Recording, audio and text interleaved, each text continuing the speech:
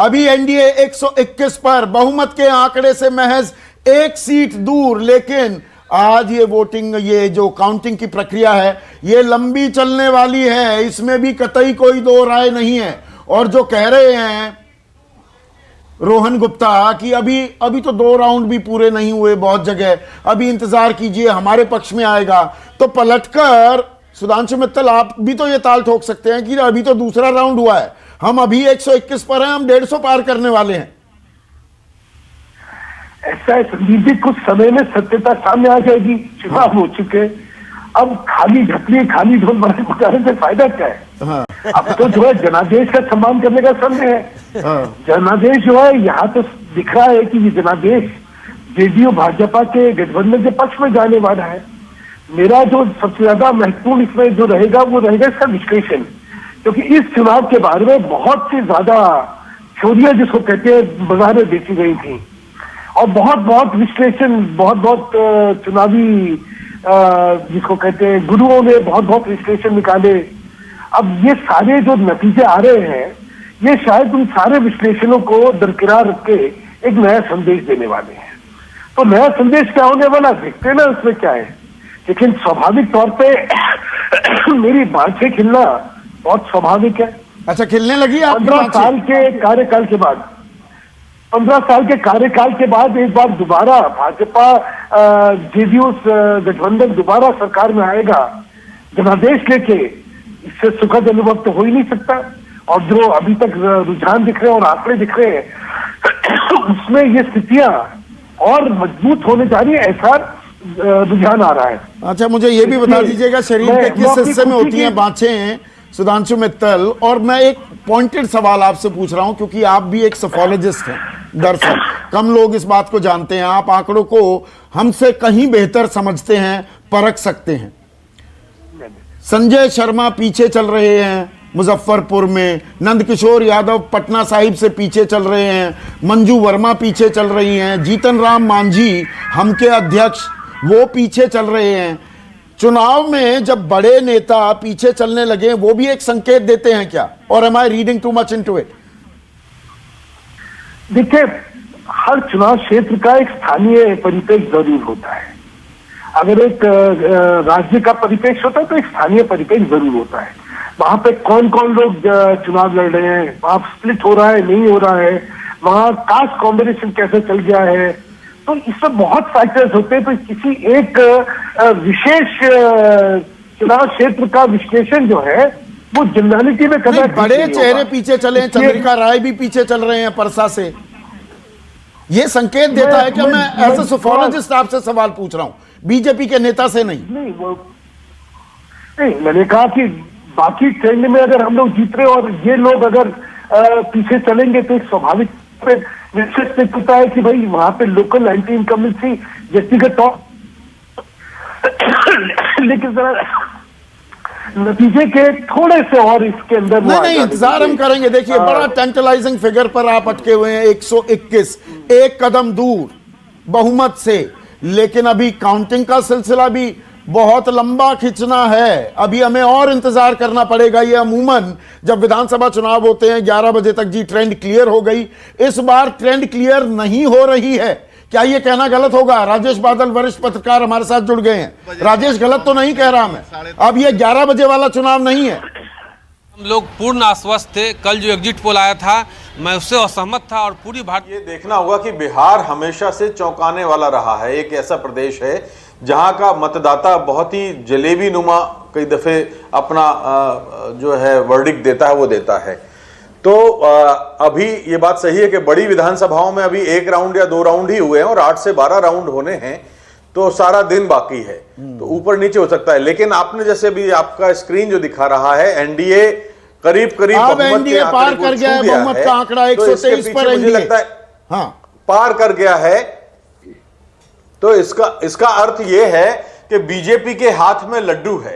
एक तरफ तो चिराग पासवान ने पहले ही कह रखा है कि अगर नीतीश कुमार मुख्यमंत्री नहीं है तो वो एनडीए का हिस्सा बनने में उसको कोई नहीं, वो गणित नहीं बनता ना, वो मैं उस कयासबाजी में जाना ही नहीं चाहता। राजेश बादल, 1 मिनट के लिए रोक रहा हूं। 69 सीटों पर बीजेपी, 7 पर एलजेपी अभी प्ले में नहीं आ रही है। हम अभी खामखा का विश्लेषण नहीं करेंगे और जेडीयू को का छोड़ देगी बीजेपी, वो अभी स्थिति है ही नहीं। तो अभी मैं कयासों पर चर्चा नहीं करना चाहता हूं, जो आंकड़े हैं हम पॉइंटेड चर्चा करेंगे। मैं ये बात देखिए, अब तो जेडीयू मुख्यमंत्री पद के नैतिक रूप से दावेदार भी नहीं मांगने की ना, क्योंकि बीजेपी ऊपर है। नहीं, नैतिकता की बात ही नहीं। जब बीजेपी ने साफ कर दिया चाहे कम सीट आए जेडीयू की, मुख्यमंत्री नीतीश कुमार रहेंगे।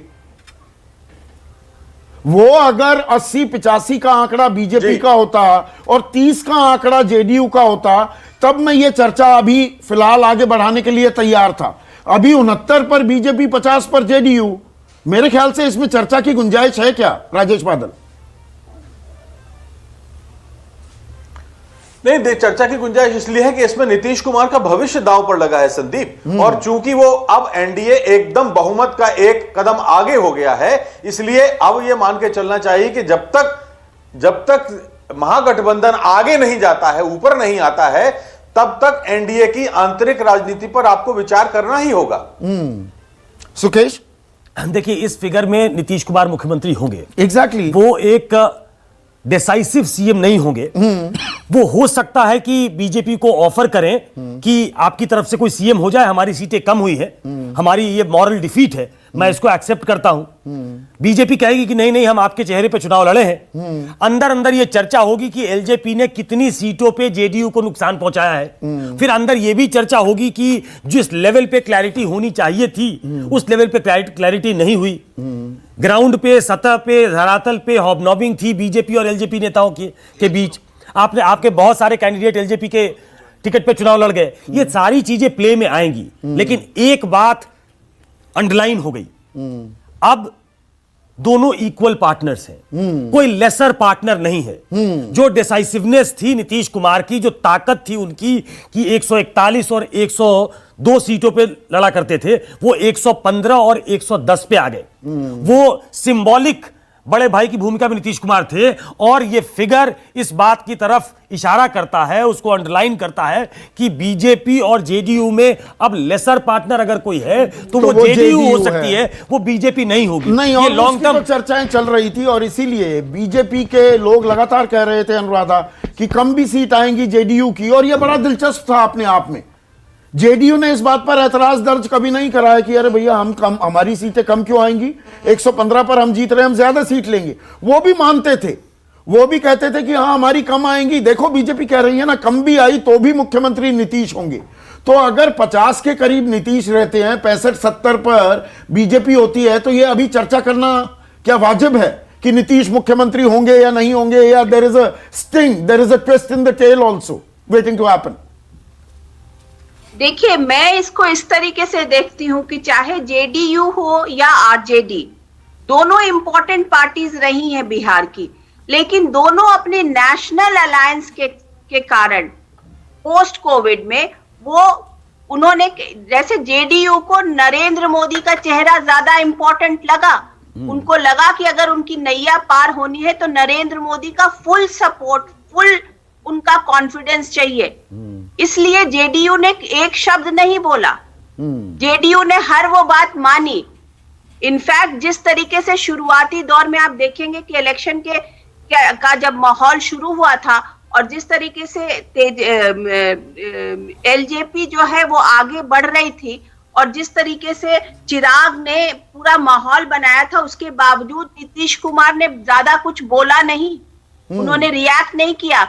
उनको सिर्फ इस बात पर उनको भरोसा था कि नरेंद्र मोदी आएंगे, नरेंद्र मोदी उनको फुल तरीके से सपोर्ट करेंगे, और नरेंद्र मोदी के चेहरे पे उनकी जो खामियां हैं वो सब छुप जाएंगी। इसलिए जेडीयू ने किसी तरीके से कोई रिएक्ट नहीं किया। उनको अगर छोटे भाई बनने को लगा तो वो शायद कहीं ना कहीं पॉलिटिकली करेक्ट होते हुए छोटे भाई भी बन गए। और यहां पर मैं बीजेपी दफ्तर भी आपको लिए चलना चाहता हूं। एनडीए 120 पर बहुमत से 2 दूर, आरजेडी 110 पर, एनडीए अब 122 पर आ गई है। आरजेडी के भी आंकड़े को देखिए, अभी कुछ देर पहले तक 86 सीटों पर बढ़त बनाई हुई थी। श्याम बाबू गौर करिएगा इन आंकड़ों पर, अब 74 पर आरजेडी आ गई है। आरजेडी थोड़ा नीचे जा रही है, और लेफ्ट की जो हम बात कर रहे थे कि लेफ्ट 7 पर, यह बड़ा डिसअपॉइंटिंग रिजल्ट दे रहे हैं। लेफ्ट अगर 7 पे होती तो इसका मतलब महागठबंधन और नीचे जाएगा। हाँ, लेफ्ट 12 पर आ गया है, तो अभी भी टाइट फाइट है। लेकिन हमें, जहां बीजेपी दफ्तर में आप मौजूद हैं, वहां सन्नाटा पसरा हुआ था सुबह, अब हलचल दिखाई दे रही है, थोड़ी उम्मीद जागी है। क्या कुछ आपको मिल रहा है वहां पर सुनने को?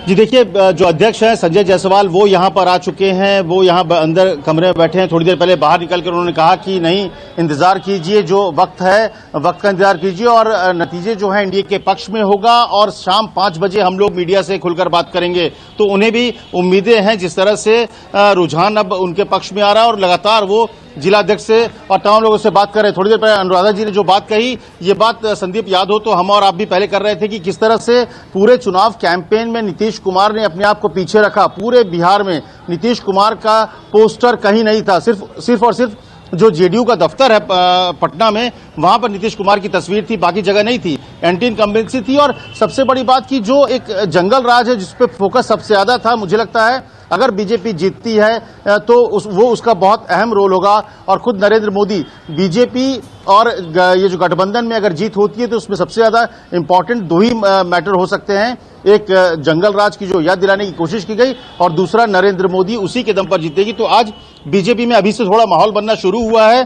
संजय जायसवाल ने थोड़ी देर पहले ये कहा है कि जो मीडिया रूम है, जो अटल बिहारी वाजपेयी सभागार है, वहां पर मीडिया वाले जमा हों, हम सबसे बात भी धीरे धीरे करेंगे, लेकिन फिलहाल इंतजार कीजिए, नतीजे उनके पक्ष में आएंगे। बीजेपी 71 सीटों पर बढ़त बना रही है, वो जेडीयू 49 सीटों पर। जब रुझान सुनिए, बीजेपी 71 पर बढ़त बनाए हुए है, जेडीयू 49 पर। हम यहां पर स्टूडियो में जो चर्चा कर रहे थे, अब बीजेपी ने साफ कर दिया है कि चाहे कम सीट भी आएंगी जेडीयू की, मुख्यमंत्री के चेहरा हैं नीतीश कुमार, वही मुख्यमंत्री बनेंगे। अभी संजय जायसवाल से या किन्हीं और लोगों से आपकी बात हुई, बीजेपी ने काफी आगे बढ़त बना ली है जेडीयू के मुकाबले, तो इसमें कोई इफ्स एंड बट्स की बात तो नहीं आने लगी? कुछ आपको सेंस मिली?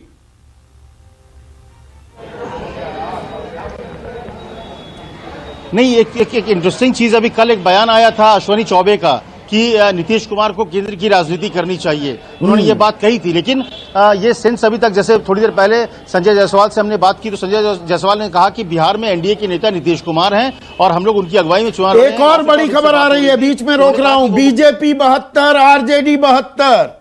अब सिंगल लार्जेस्ट पार्टी जो साफ बढ़त बनाए हुए आरजेडी दिख रही थी, अब बीजेपी और आरजेडी दोनों की बराबर सीटें, लेफ्ट ने 12 सीटों पर बढ़त बना ली है। लेकिन यह भी अपने आप में एक बड़ी खबर साबित हो सकती है। क्या बीजेपी सिंगल लार्जेस्ट पार्टी भी बन सकती है? सुकेश, ये अपने आप में एक बड़ी खबर हो जाएगी। देखिए, बीजेपी अगर सिंगल लार्जेस्ट पार्टी बनती है तो उसके लिए एक बड़ी जीत है बिहार। और ये 18 सीटों की बढ़त बना ली है अब एनडीए ने, 125 सीटें, आरजेडी 107 सीटें। हाँ, 125 पे पहुंच गए हैं, तो 18 सीट का फर्क हो गया है। बिल्कुल। और बीजेपी के लिहाज से अगर देखें तो उनके लिए एक बहुत बड़ी विक्ट्री है, वो कई लिहाज से है। 110 सीटों में 72, मतलब स्ट्राइक रेट अगर देखें तो बीजेपी का सबसे अच्छा होगा, जो 65% के करीब का स्ट्राइक रेट है। यस। और अगर आप जिसके मुख्यमंत्री हैं वो 115 सीटों पे चुनाव लड़ रहे हैं, 49 सीटें, मैं इस आंकड़ों के आधार पे कैलकुलेट कर रहा हूं, तो अपने कोलिशन में तो वो बहुत मतलब बहुत अंतर से आगे है, जो अभी तक नहीं हो पाया था कि वो बिहार की सबसे बड़ी पार्टी बने। अब वो उसका सीएम नहीं भी होगा, लेकिन बिहार का सबसे बड़ी पार्टी बनना वो बीजेपी के सक्सेस को अंडरलाइन करता है। और ऊपर से नीतीश ने यह कह दिया है कि ये मेरा अंतिम चुनाव, अंत भला तो सब भला। और जेडीयू में नीतीश को अगर आप मैट्रिक्स से निकाल दें तो वो पार्टी ही खत्म है। हमने इसकी चर्चा की है कि सेकंड रंग वालों को बुरा लग सकता है, सेकंड रंग लीडरशिप उन्होंने तैयार नहीं की, उन्होंने कार्यकर्ताओं का एक बेस तैयार नहीं किया। वो उन सब चीजों पे अब इंट्रोस्पेक्शन होगा। नमस्कार, मैं हूं मानक गुप्ता। अगर आपको हमारा ये वीडियो पसंद आया हो तो इसे लाइक और शेयर जरूर करें, और हां, हमें सब्सक्राइब और फॉलो करना ना भूलें ताकि आप देश और दुनिया की कोई खबर मिस ना करें। तो जुड़े रहिए हमारे साथ और देखते रहिए News 24।